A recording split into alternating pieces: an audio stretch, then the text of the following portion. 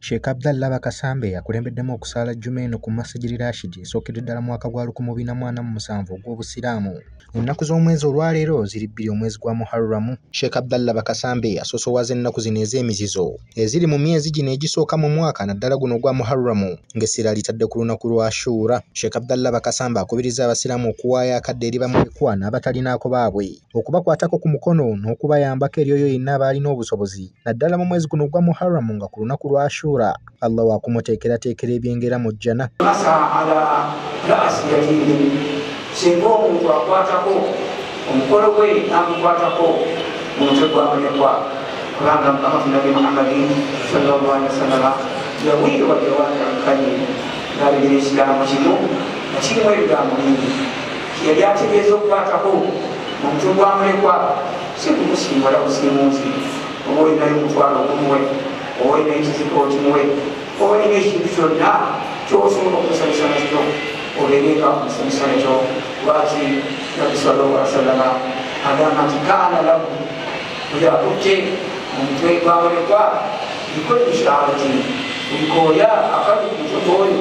ng'oba okoledde ekirungi Allah subhanahu wa ta'ala n'abeera ng'akuwa akusingira omuti mujana,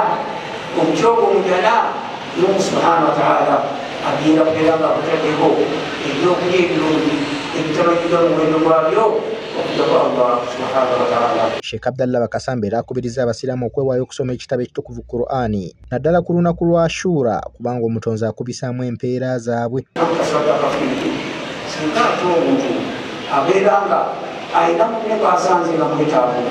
n'abeera nga amusaddakidde kyonna nga kyamusaddakidde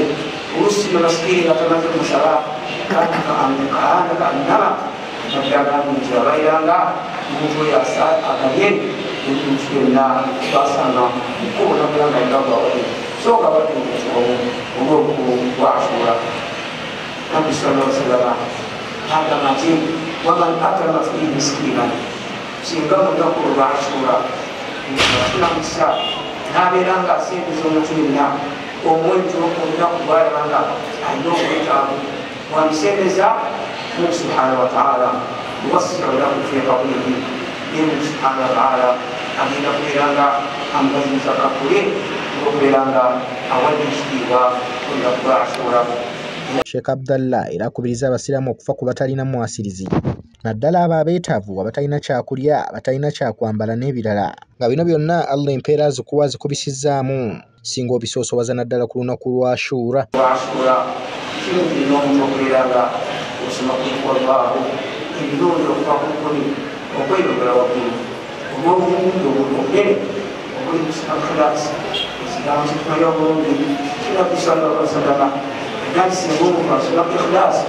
kulikwalwaho emirundi 3 abeera nga asomye Qur'ani enanga,